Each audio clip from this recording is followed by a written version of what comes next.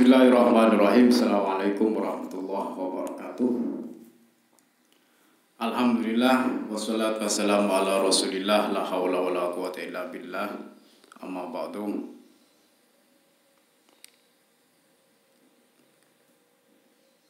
Kita bertemu untuk pertemuan kedua ini untuk mata kuliah Ulumul Quran. Pembahasan kita adalah tentang ruang lingkup Ulumul Quran. Mengenai ruang lingkup Ulumul Quran. Yang pertama kita akan membahas tentang pengertian Ulumul Quran itu sendiri. Kata Ulumul Quran itu terdiri dari dua kata, yaitu kata ulum, al-ulum, dan Al-Quran. Al-ulum ini bentuk plural atau bentuk jamak dari kata al-ilmu. Al-ilmu memiliki makna al-fahmu atau pemahaman. Juga al-ma'rifah, pengetahuan, atau al-idrak, penguasaan, pemahaman. Ini tentang ilmu secara lafaz. Kemudian kata yang kedua adalah Al-Quran. Kata Al-Quran dari segi bahasa berasal dari kata masdar dari kata qara'a yaqra'u qira'atan. Qara'a yaqra'u Qur'anan qira'atan. Artinya bacaan. Kita bahas satu-satu mengenai ilmu. Mengenai ilmu, menurut para ahli filsafat, kata ilmu ini sebagai gambaran sesuatu yang terdapat dalam akal. Ini adalah makna ilmu. Kemudian menurut Abu Musa al-Asy'ari, ilmu itu adalah sifat yang mewajibkan pemiliknya mampu membedakan dengan panca inderanya. Ada juga yang dari Imam Al-Ghazali. Menurut Al-Ghazali secara umum arti ilmu dalam istilah syara adalah ma'rifatullah, pengetahuan terhadap Allah, terhadap tanda-tanda kekuasaan, perbuatan hamba-hamba dan makhluk-makhluknya, makhluk Allah. Itu adalah ilmu. Ma'rifatullah, pengetahuan terhadap kekuasaan Allah. Ada juga dari Muhammad Abdul Azim yang mengatakan bahwa ilmu menurut istilah adalah maklumat-maklumat yang dirumuskan dalam satu kesatuan judul atau tujuan. Pemahaman-pemahaman yang dirumuskan dalam satu kesatuan judul atau tujuan. Ini makna ilmu menurut para ahli.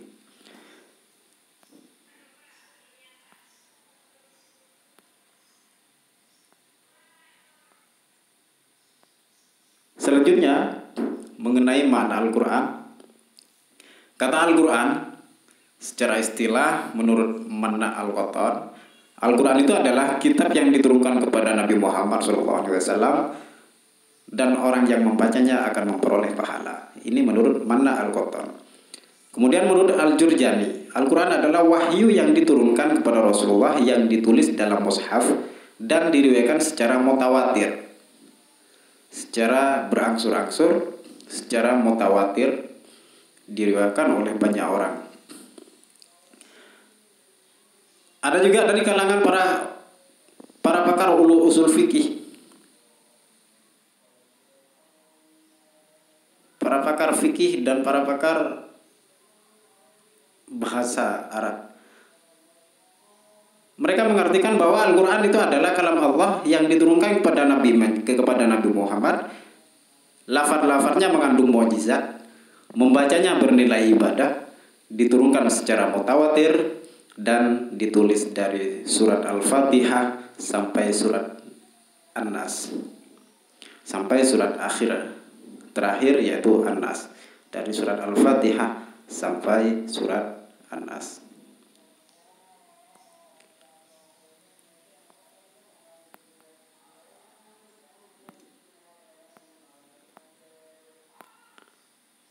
Selanjutnya, nama-nama lain Al-Quran. Nama-nama lain Al-Quran merujuk dari ayat-ayat Al-Quran sebagai dalil dasarnya dalam penamaan ini.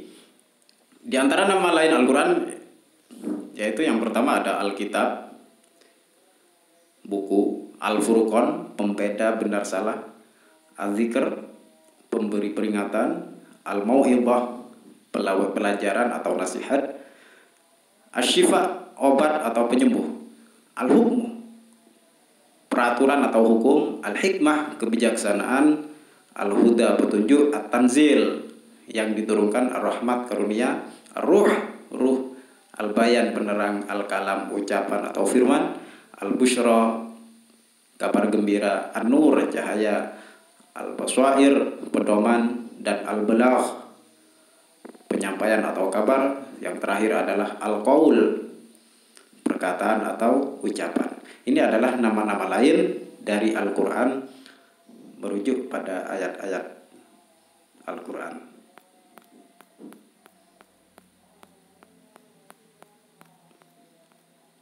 Selanjutnya,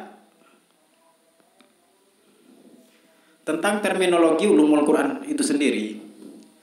Tadi sudah dijelaskan bahwa kata ulumul Quran terdiri dari dua kata, yaitu al-ulum dan al-Quran. Kalau dipisah, pengertiannya masing-masing pengertiannya seperti yang barusan saya jelaskan. Tapi kemudian setelah dikumpulkan maka memiliki makna yang berbeda. Kata ulumul Quran, makna dari ulumul Quran itu sendiri menurut As-Suyuti dalam kitabnya Al-Itmamud Dirayah mengatakan bahwa ulumul Quran adalah ilmu yang membahas tentang keadaan Al-Quran dari segi turunnya, sanadnya, adab makna-maknanya, baik yang berhubungan dengan lafal-lafalnya maupun hukum-hukumnya. Ini adalah makna Al-Quran, makna ulumul Quran maksud saya, menurut As-Suyuti. Pembahasannya yang di dalamnya membahas tentang beberapa ilmu yang terkait dengan Al-Quran, baik dari segi lafadznya ataupun dari segi substansinya, dari teksnya atau dari konteksnya. Kemudian dari Az-Zarqani dalam kitab Manailul Irfan fi ulumil Quran mengatakan bahwa ulumul Quran adalah beberapa pembahasan yang berhubungan dengan Al-Quran dari turunnya, urutannya, pengumpulannya, penulisannya, bacaannya, penafsirannya, kemujizatannya, nasikh mansuhnya, penolakan hal-hal yang bisa menimbulkan keraguan terhadapnya. Ini adalah makna Al-Quran yang lebih luas lagi, lebih terperinci. Bukan hanya dari segi teks, tapi juga dari segi periwayatannya, mulai dari turunnya seperti apa, bagaimana pengumpulannya, penulisannya menjadi mushaf Al-Quran itu sendiri seperti apa sejarahnya. Kemudian di dalamnya terkait dengan kemukjizatan Al-Quran itu sendiri seperti apa.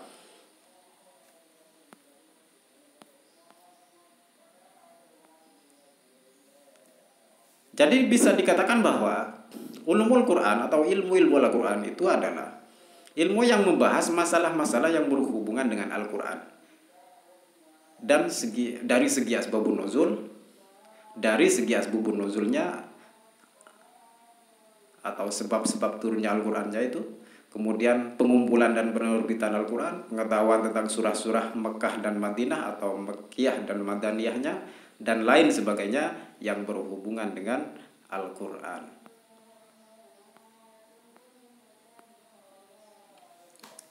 Ruang lingkup ilmu-ilmu Al-Quran. Ruang lingkup ilmu Al-Quran itu bisa dikategorikan dalam tiga poin. Yang pertama, ulumul Quran itu adalah ilmu yang mempunyai ruang lingkup yang luas dan mencakup semua ilmu yang berkaitan dengan Al-Quran, baik berupa ilmu-ilmu agama dan ilmu-ilmu umum. Ilmu-ilmu agama di sini terkait dengan ilmu-ilmu ibadah, hukum Islam, akhlak, keimanan, dan sebagainya. Kemudian yang berkaitan dengan ilmu-ilmu umum, bahwa Al-Quran itu mengandung ilmu-ilmu tentang historiologi atau ilmu sejarah. kemudian juga mengandung terkandung di dalamnya juga ilmu sains, ilmu pengetahuan dan teknologi, ilmu biologi ada di dalam Al-Quran, ilmu geografi juga ada di dalam Al-Quran, ilmu filsafat termasuk ada juga dalam Al-Quran. Kemudian yang ruang lingkup yang kedua ulumul Quran adalah ilmu yang tidak terbatas pada ilmu-ilmu agama, tapi juga ilmu-ilmu umum.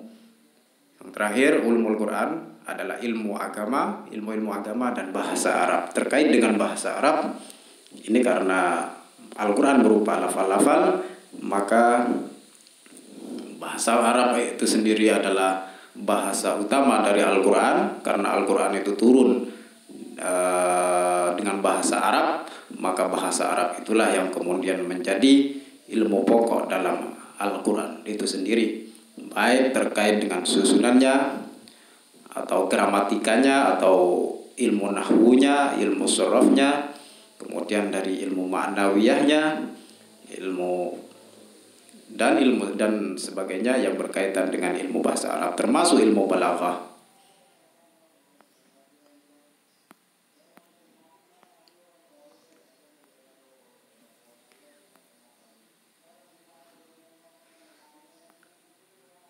Apa saja cabang-cabang yang ada di dalam Al-Quran?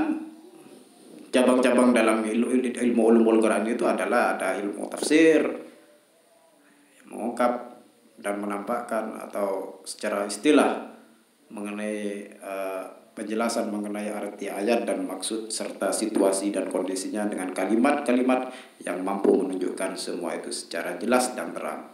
Ada juga ilmu ayat-ayat hukum yang berkaitan dengan hukum-hukum fikih, hukum-hukum di dalam Islam.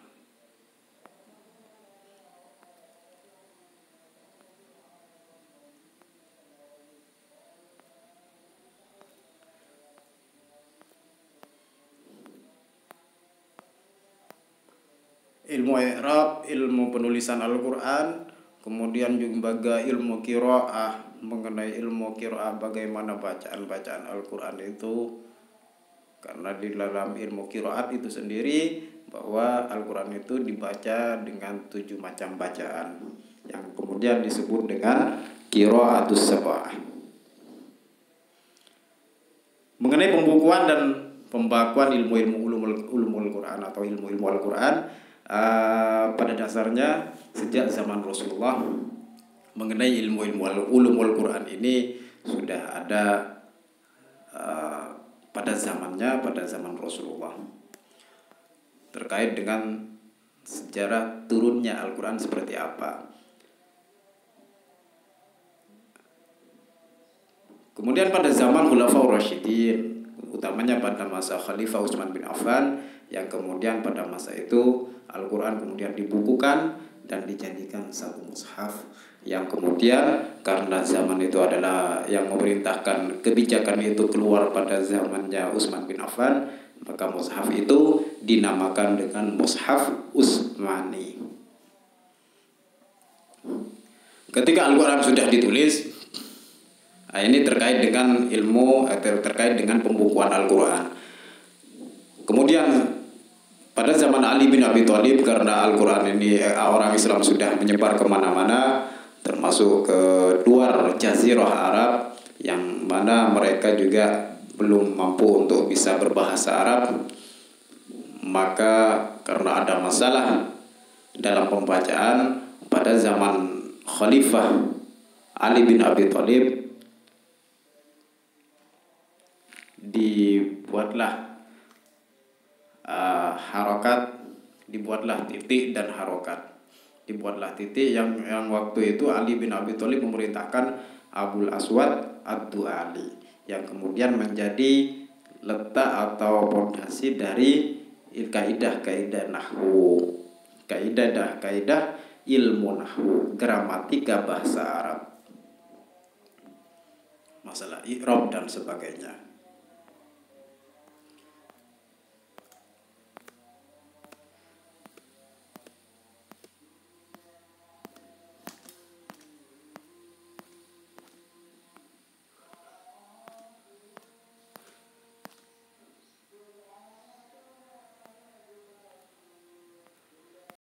Selanjutnya ada pada masa perkembangan tentang ulumul Quran, perkembangan ulumul Quran ini sendiri mengalami perkembangan yang sangat signifikan terkait dengan munculnya dari segi pengumpulan hasil pembahasan dan bidang-bidang tersebut mengenai ilmu-ilmu Al-Quran, semuanya sebagian besar dikarang oleh Muhammad Abdul Azim Az-Zarqani.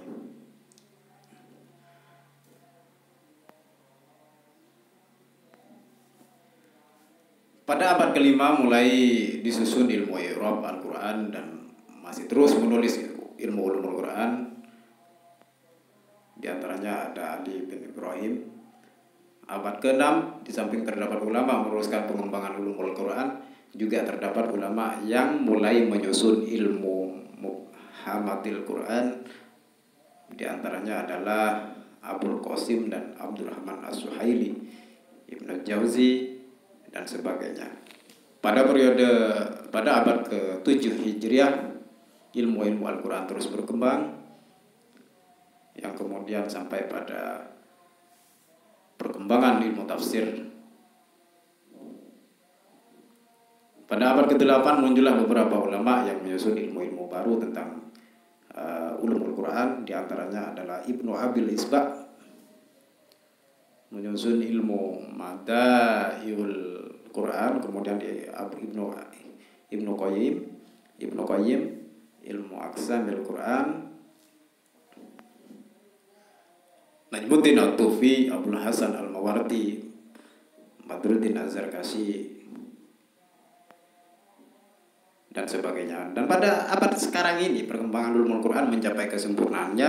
Di antara ulama yang menyusun ulumul Quran, di antaranya adalah Jalaluddin Al-Bulqimi, Muhammad bin Sulaiman Al-Kafiyaji, As-Suyuti dan sebagainya. Akhirnya muncul Mabahis fi Ulumil Quran yang ditulis oleh Dr. Subhi Saleh, juga ditulis oleh Ahmad Muhammad Jamal,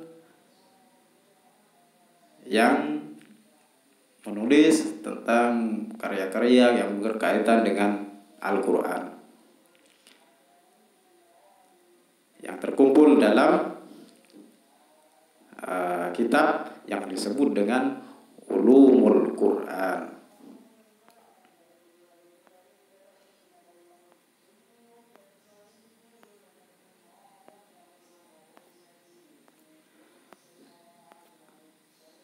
Dari perkembangan sejarah tentang ulumul Quran ini tidak lain adalah untuk menyebutkan, untuk menjelaskan dari hal-hal yang terkait dengan ulumul Quran itu sendiri, terkait dengan sejarahnya. Mulai dari benih-benih munculnya ilmu ulumul Quran itu sendiri dengan datangnya atau hadirnya wahyu dari Allah, wahyu yang berupa Al-Quran itu sendiri, dan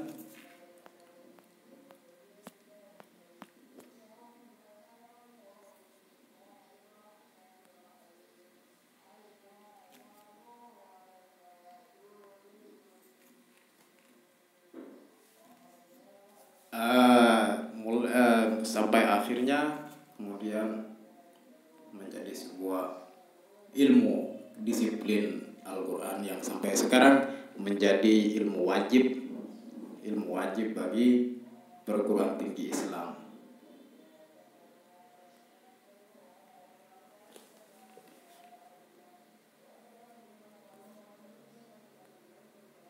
Oke, terima kasih untuk pertemuan kali ini.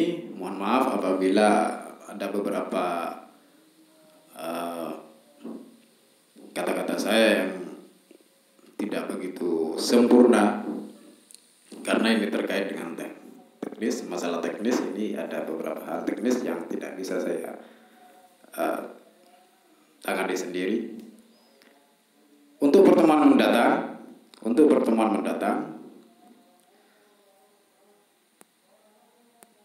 kita akan membahas tentang ilmu nuzulul Quran, pertemuan ketiga minggu datang kita akan membahas tentang ilmu nuzulul Quran. Terima kasih. Sekian. Semoga barokah, semoga bermanfaat. Wallahul muwaffiq ila aqwamit thoriq. Assalamualaikum warahmatullahi wabarakatuh.